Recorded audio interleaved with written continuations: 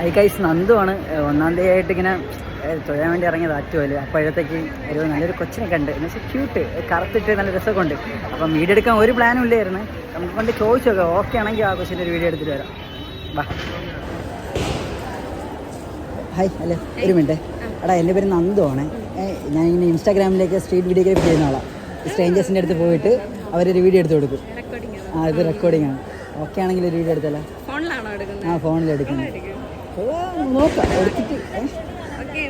Okay. നിങ്ങൾ interest ഉണ്ടോ video എടുക്കാൻ? പിന്നെ തുടങ്ങിയാലേ പേര്? നന്ദു ആണേ.